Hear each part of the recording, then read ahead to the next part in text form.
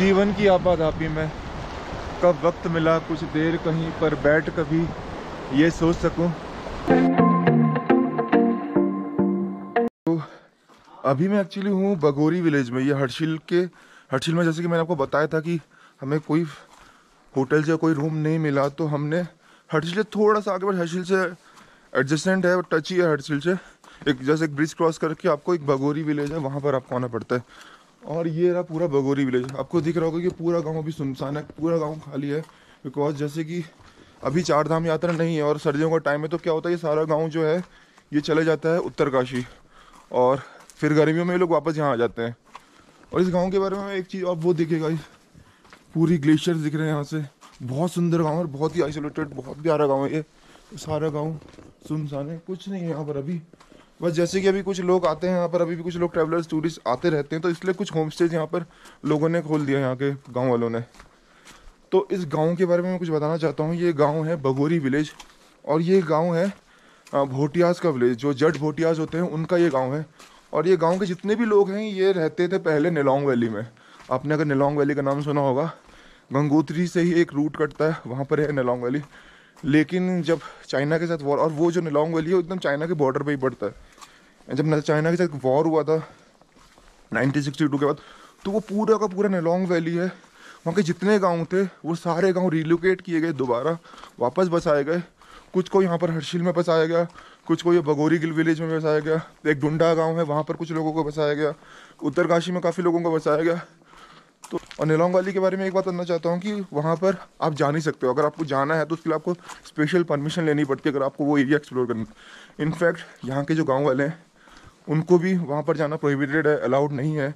हाँ, बस साल में एक बार जा सकते हैं, क्योंकि जब इनकी एक कुल देवता है, उनकी एक पूजा होती है वहाँ पर, उसके लिए वो जाते हैं। और ये पूरा गाँव एक भागीरथ नदी के बैंक्स में ही है। आगे आपको दिख रहा होगा तो भागीरथ नदी बह रही है जो गंगोत्री से आ रही है, वो इसके जस्ट पीछे यहाँ पर अगर दिख रहा होगा जो एप्पल ऑर्किड्स है यहाँ पर बहुत सारे, इन एप्पल ऑर्किड्स के पीछे ही है भागीरथ नदी।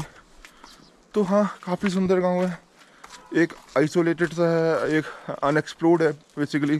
काफ़ी लोग यहाँ पर आते नहीं हैं, क्योंकि यहाँ पर आप गाड़ी से नहीं आ सकते हो। हर्षिल वैली में आपको अपनी गाड़ी पार्क करनी पड़ेगी, देन वहाँ से एक ब्रिज क्रॉस करना पड़ेगा। वो इधर आप एक फुट पे चल के क्रॉस कर लीजिए, या आप अपनी बाइक अगर है तो बाइक से आप आ सकते हैं।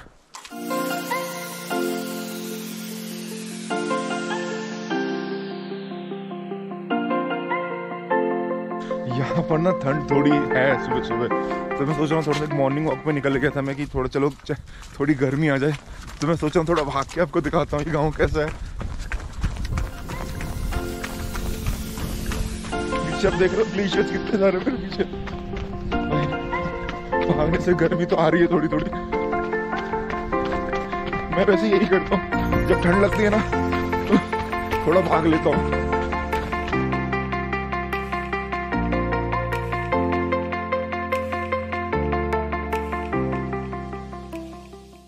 तो अभी मैं आपको दिखाता हूँ जिस होम स्टे में हम लोग कल रुके थे। तो ये रहा एक प्यारा सा माई इको हट।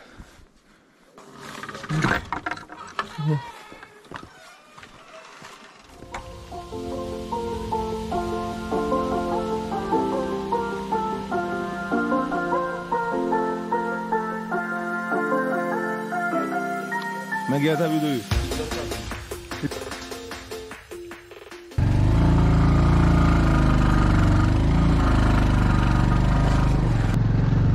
तो अभी हम निकल रहे हैं यहाँ से बगोरी विलेज से गंगोत्री के लिए। सामान सब पैक कर लिया, थोड़ा बहुत ब्रेकफास्ट करेंगे या हर्षिल करेंगे, धराली करेंगे। और देखो पूरा गांव खाली है, क्योंकि अभी कोई आया नहीं है। अगले महीने सारा गांव यहाँ आ जाएगा। इस गांव के जो लोग हैं वो निलोंग वैली और जडोंग वैली के हैं, मतलब वो नेटिव वहाँ के हैं।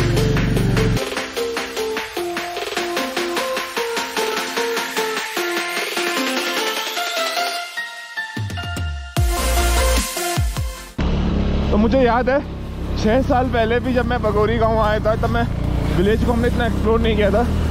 तब इसी पॉइंट पे, ये जो आपको सामने ब्रिज दिख रहा है ना, इसी पॉइंट पे मैं वीडियो शूट कर रहा था अपनी। मतलब यादें ताज़ा हो गई यार।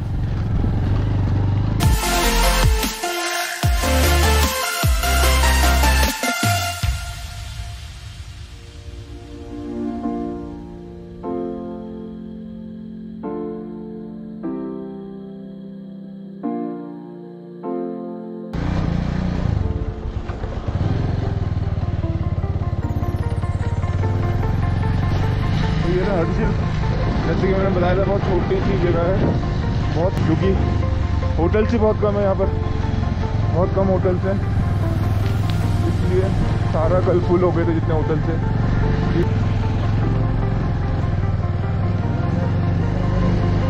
ये वो ब्रिज है जो कनेक्ट करता है हर्षिल वैली को।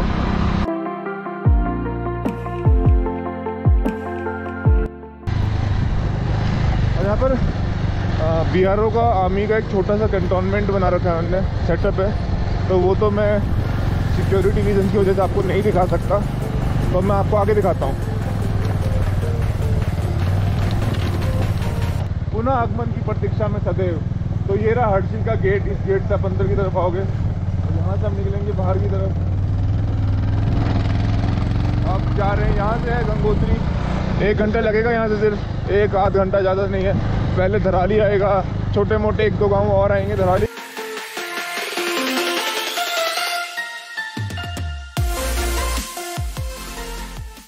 तो गाइस यहाँ से है गंगोत्री अभी 25 किलोमीटर और ये सामने जो दिख रहा है ये धराली है, और यहाँ से मुखबा है 1 किलोमीटर और। जो सामने जो गांव दिख रहा है वो मुखबा है। एक्चुअली में क्या होता है, गंगोत्री के जब कपाट बंद हो जाते हैं तो गंगा जी की जो मूर्ति है उसको ये लोग मुखबा में ले आते हैं, ताकि सर्दियों में भी पूजा, गंगा जी की पूजा होती रहे।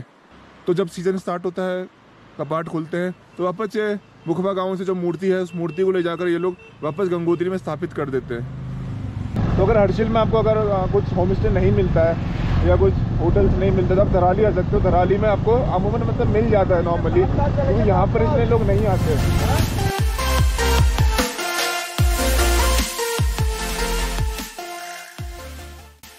भाई साहब आप सामने देखो, ग्लेशियर देखो यार। तो यहाँ पर अभी हम धराली में हमें कुछ मिला नहीं, क्योंकि हर शॉप में यहाँ पर सिर्फ मैगी बन रही थी। तो अगर आप कभी ऑफ सीज़न आते हो तो आप कोशिश करो कि आप हर्षिल से ही ब्रेकफास्ट कर लो, हर्षिल में ही रूम ले लो, क्योंकि यहाँ पर ज़्यादा कुछ है नहीं, क्योंकि शॉप्स 1-2 हैं वो सिर्फ चाय, बिस्किट, मैगी यही सब सर्व कर रहे हैं। तो एक है, हमारे को यहाँ किसी ने बताया कि उस तरफ कहीं है एक ढाबा, तो वहाँ जाके देखते हैं कुछ खाने को मिलता है तो आपको बताता हूँ।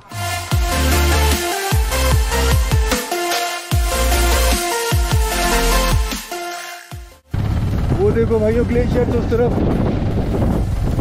ओहो बहुत बढ़िया सी धूप आ रही है। और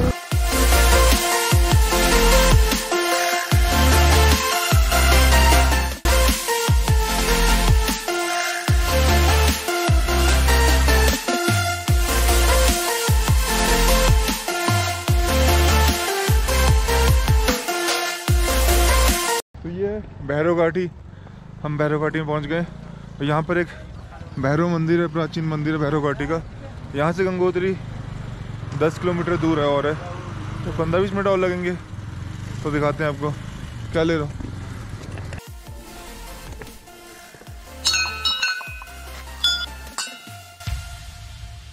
रोड है बहुत ही शानदार और हमारी बाइक है एकदम शानदार और हम हैं बेमिसाल। और एकदम भगा रहे हैं। सामने दिख रही है आपको गंगोत्री ग्लेशियर। और लास्ट टाइम जब मैं आया था ना तो क्या था, 1 महीने बाद कपाट बंद होने वाले थे, और इस बार आया हूँ 1 महीने बाद कपाट खुलने वाले हैं। तो हम किसी भी टाइम गंगोत्री पहुँच सकते हैं। इनफैक्ट गंगोत्री दिखने भी लगा, यहाँ से 500 मीटर और है। अब भाइयों गंगोत्री में आपका स्वागत है। सीजन नहीं है तो सारे होटल्स बंद हो रखे हैं। यहाँ पर 1-2 शॉप्स खुली होंगी, पता नहीं। हाँ, एक शॉप खुली है। और चलते हैं सीधा आगे और आगे से आपको दिखाते हैं।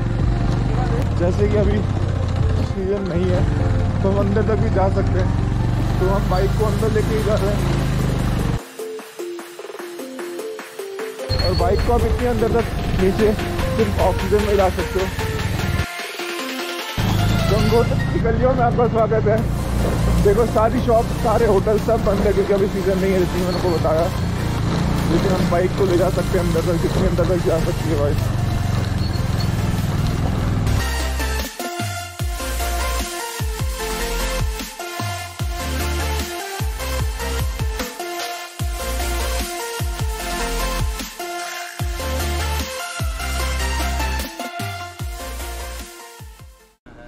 प्रणाम पंडित जी, प्रणाम।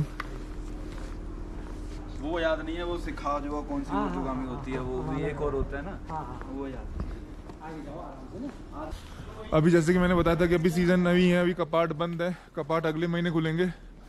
और जो यहाँ की जो मूर्ति है वो जैसे मैंने आपको दिखाया था मुखबा में जो गांव है वहाँ पर इनकी मूर्ति को अभी स्थापित किया गया है और 1 महीने बाद वापस मूर्ति यहाँ लाई जाएगी।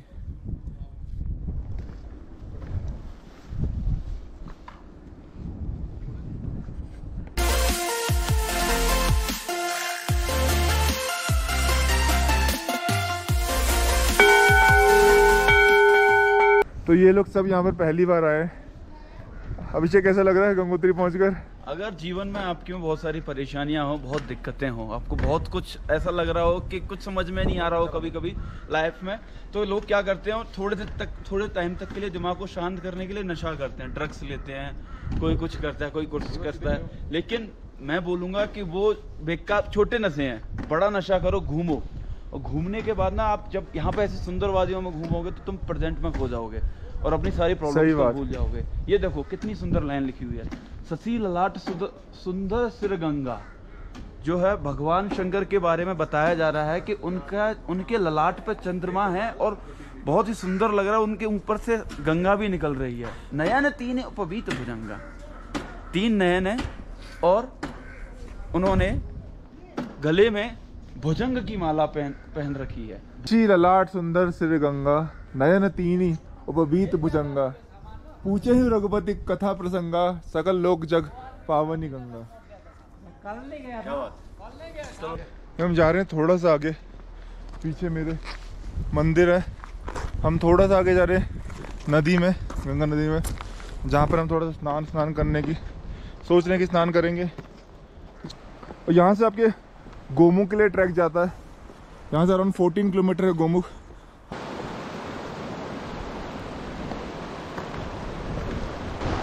जीवन की आपाधापी में कब वक्त मिला कुछ देर कहीं पर बैठ कभी ये सोच सकूं कि जो भी किया करा हुआ उसमें क्या भला बुरा। तो अभी मैं पहुंच गया हूं गंगोत्री। ये जो मेरे पीछे नदी बह रही है, ये है भागीरथी नदी। इसे गंगा नदी भी कहते हैं क्योंकि ये गंगोत्री से निकल रही है, तो इसे गंगा नदी भी कहते हैं। लेकिन जो गंगा नदी असली में है वो गंगा नदी हमारी देव प्रयाग से बनती है। अगर मैं आपको एक चीज़ बता दूं, ये जो नदी है ये भागीरथी नदी है, और देव प्रयाग में जब हमारी अलकनंदा नदी और जब भागीरथी नदी जो ये वाली है, जब ये दोनों मिलती हैं तब ये गंगा बनती है। तो यहाँ से ये भागीरथी नदी है। लेकिन हाँ, जैसे कि गंगोत्री धाम है तो लोग इसे ही गंगा मानते हैं और यही गंगा भी है। ये मेरे पीछे गंगोत्री ग्लेशियर है, काफ़ी सुकून है यहाँ पर, काफ़ी पीस है। गोमुख का ट्रैक आप यहाँ पर कर सकते हैं। अगर आपको गोमुख तक जाना है तो यहाँ से 14 किलोमीटर का ट्रैक है।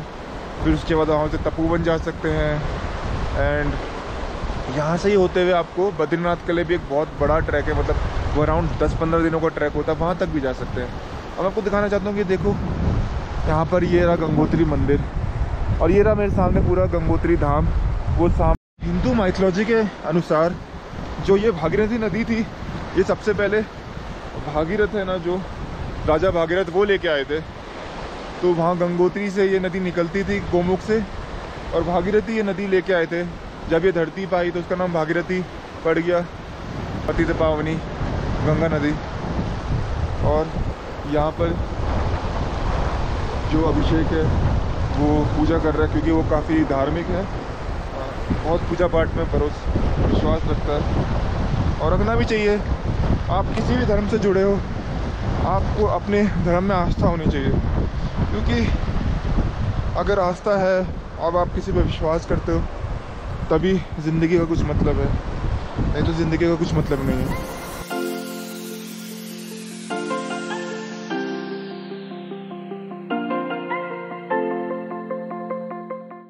गाइस, अभी हम गंगोत्री से वापस हर्षिल की तरफ जा रहे थे और हमें दिखा एक बहुत ही बेहतरीन हर्षिल वैली का नज़ारा यहाँ से। ये हम जब जा रहे तब नहीं दिखा, वापस आते हमें दिखा। अभी देखिए भाई साहब क्या नज़ारे हैं भाई। गंगा मैया की टोली है, वो इसी मंदिर में आती है। वो जो आपको मंदिर दिख रहा होगा मुखबा में, तो इस मंदिर में गंगा मैया की डोली को लेके आते हैं और फिर जब कपाट खुलता है तो फिर वहाँ से लोग डोली को वापस गंगोत्री में ले जाते हैं। और थोड़ा सा ऊपर एक गांव है, वो है टूटी टॉप।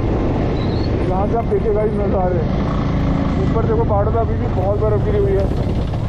जब हम आए थे तब तो रात हो गई थी, इतना हमें दिखा नहीं, लेकिन आप दिख रहा है ना भाई, क्या अमेजिंग नज़ारे हैं भाई, अमेजिंग। यहाँ पर गंगनानी में हम जा रहे हैं गर्म पानी के कुंड देखने के लिए।